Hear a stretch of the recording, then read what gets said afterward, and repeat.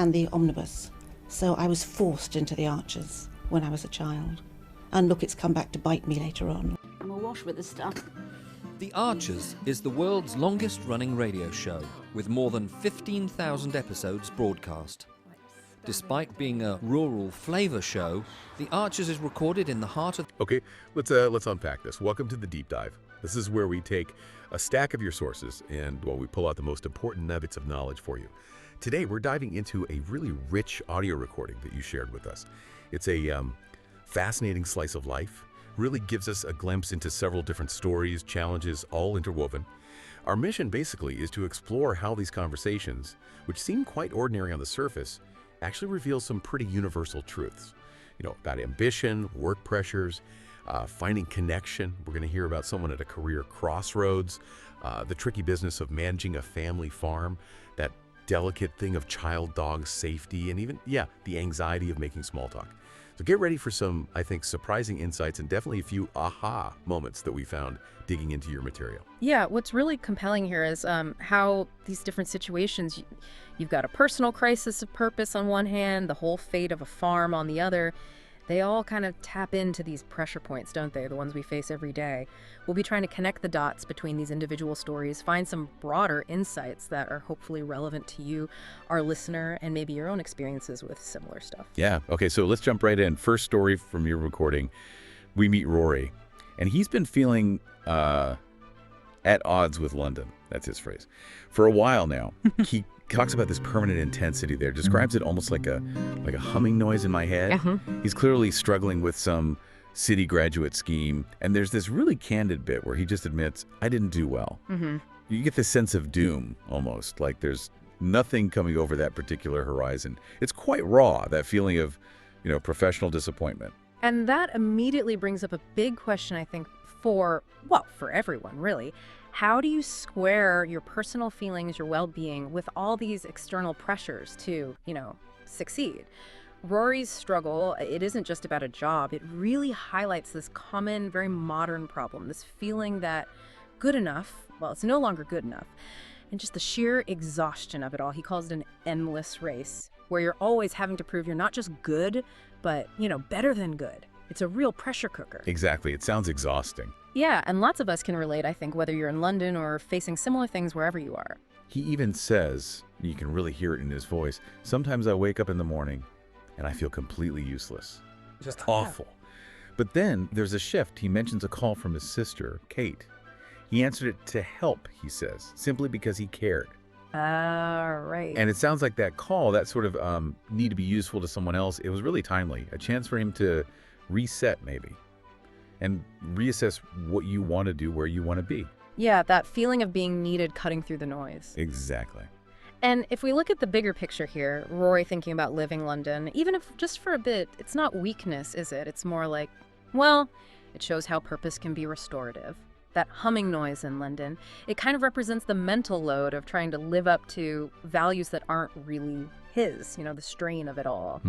And it's only when he answers that genuine call for help, shifts his focus from his own ambition towards actually contributing something, that he gets the clarity to hear himself think. That experience back on the farm, Bridge Farm, he calls it swapping a headache for simple, honest labor. That contrast says it all, really. It suggests the real reward isn't always hitting some big abstract goal, but maybe just doing the job right in front of you. Finding purpose in the actual effort. And he's realizing, isn't he, how much he was missing home. Not just the people, Dad, Alice, Kate, but the place itself, the fields and the lanes. The grounding of it. Yeah. It's not, as he says, set in stone, this decision, but it's a deep feeling that's come up, a real longing for something different. So for you listening, if you're feeling that kind of constant pressure, what's the takeaway? I guess it means that genuine reassessment isn't just about taking a holiday. It's about having the courage to maybe redefine what success means for you on your own terms. Right. Realizing you can actually recalibrate things. You've got agency against those external pressures. And sometimes, stepping back a strategic retreat can be the most proactive thing you do.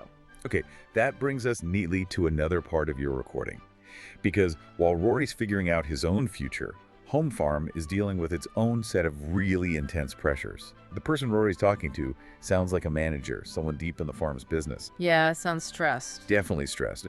Focused on bills to be paid, admits, I'm pretty much coping here, but they desperately need someone to replace Stella. And Rory, meanwhile, he's feeling fobbed off, given these trivial tasks like tidying up the stationery. Yeah, and he suspects he's just being kept out of the way. He even asks, you can hear the frustration, if you really don't want me here, I'd rather you just told me so. Wow. Well, what's fascinating there is how the farm's management problems kind of echo Rory's own feelings, feeling undervalued, maybe overwhelmed, but it's on this bigger sort of systemic scale. And we learn that a lot of the farm's current issues were actually, well, brought about by Brian, Rory's father. Really? How so? Things like threatening not to bring in the harvest, and what's called the biggest blunder of them all, driving Stella away. Ah, Stella. Yeah. The one they need back. Precisely. It's not just staffing. It's a classic founder's dilemma, where the person who built the place becomes the bottleneck, stopping it from moving forward, just not acknowledging how crucial Stella was, how important she was to the smooth running of Home Farm, and the huge cost of not making peace when they had the chance. So they're properly stuck then. Yeah. They've tried everything to get Brian to retire or at least cut back his hours. Everything. Varying degrees of subtlety, the recording says, from broad hints to direct challenge. Yeah. He won't even consider it. Flat out refuses. Okay, and finding a new manager, someone with fresh ideas, good work ethic, plenty of experience. Proving really tough. Apparently, they're few and far between right now. Well, And getting Stella back, I guess. she's not yielding an inch. Even after Brian himself apparently swallowed his pride and asked. So, yeah, it's a crisis on multiple fronts. Right. Which brings up that big question for any business or even just life challenges, right? Yeah. What do you do when plan A is just completely blocked? Yeah. Especially by someone powerful or, entrenched like a founder. Exactly. The conversation rightly turns to needing a plan B and even a plan C, because as they say, otherwise Home Farm's going to find it's built on shifting sand. Yeah, and the next storm that hits could blow it all away. It really highlights the need for solid contingency planning, especially in family businesses where all the emotions and history can just muddy the waters. You can't just hope for the best. No. You can't rely on one fix, and you definitely can't let loyalty stop you from making necessary changes. Otherwise, the whole thing's at risk. But here's where it gets really interesting listening to your recording. Rory, despite his own career being up in the air, feeling sidelined, he actually steps up. Does he? How? He offers to talk to Stella himself. He thinks the unexpected Rory might just be worth a try. Huh. Unexpected indeed. Yeah, he's described as silver-tongued, but he reckons it's more about just being a fresh face, someone without all the baggage of past arguments. That's actually quite insightful. It's a great reminder, isn't it? Sometimes that outside perspective or just an unexpected voice can break through those old stalemates, those patterns that everyone else is stuck in. Absolutely. They agree they need, ideally, 2 out of 3 solutions to steady the ship. Brian cuts back, find a new manager, or get Stella back somehow. And Rory's offer throws a new possibility into the mix. Yeah, a bit of hope, a new dynamic maybe. And Rory doing that, it really highlights something crucial. It's not always about finding the perfect external fix. Sometimes it's about unlocking resources or perspectives you already have internally. His willingness to jump into that difficult, charged situation, even with his own recent problems, it shows him shifting, doesn't it? From just watching to actually trying to solve the problem. Yeah, getting involved. It shows that sometimes the person you least expect might hold the key, precisely because they don't have the history, the baggage. It's a good lesson about trying novel approaches when the old ways aren't working. And it's interesting how people can find purpose by contributing in unexpected ways. Okay, so from those high-stakes farm issues, succession, old conflicts threatening everything, we're going to shift focus now to something equally delicate, actually, but within the home. We're talking child and pet safety. The next story really shows how nuanced this is. It revolves around Cleopatra, the dog Cleo, and an incident with a child, Rosie. Ben, presumably the owner, wants Cleo to stay. Yeah. And he's done the smart thing. Brought in Frankie, who's a behaviorist, specializing in, well, exactly this, child dog safety. And interestingly, Rosie isn't even there for this chat. She's off baking with her mom, which tells you straight away this isn't about blaming the kid. which is key. And Frankie's assessment is really insightful. She knew Cleo before, apparently, always found her good-natured, friendly, problem-free. So, not inherently a bad dog. No, just as Frankie puts it, with no more problems than any normal adolescent dog, which completely challenges that initial fear that maybe Cleo was the problem. Okay. So Frankie's main point, her key insight, is that it's best to train the child and the dog together. Focus on them both learning what to do and what not to do in any given situation. Ah, so it's mutual learning. Exactly. Not blaming anyone, just a holistic approach. Creating a shared understanding of boundaries, not just laying down rules. Developing a kind of mutual fluency between them. Makes sense. But there's a serious condition set, a firm line. If we get any acts of aggression from Cleo, that's it. Rosie and her guardian, Pip, they'd have to stop coming to the bungalow. Full stop. Wow, that's clear. Very clear. Tough, but, necessary for safety, for trust. And Pip agrees, understands completely. They're hopeful it won't happen with Frankie's plan, but that boundary, it's absolute. And that specific detail, that non-negotiable boundary, it teaches a really important lesson, I think, especially when safety's involved. It's not about punishment, it's prevention. By setting that clear line, they're protecting Rosie, obviously, but they're also kind of setting Cleo up for success. They remove the pressure if the training doesn't quite work out as hoped. Right. It clarifies things for everyone. Exactly. Fosters trust because everyone knows exactly where they stand. It enables a space where hopefully both child and dog can learn and feel secure without taking unnecessary risks. That idea of clear boundaries, it applies way beyond pets and kids, doesn't it? Oh, absolutely. Crucial in any relationship, really, to stop misunderstandings and build that feeling of security. Okay, now for a complete change of pace, but still utterly relatable, we overhear Dr. Azra Malik. She's getting ready to meet a celebrity, Charlotte Smith, who's judging a baking competition. Ah, the celebrity encounter anxiety. Totally. Azra is clearly a big fan.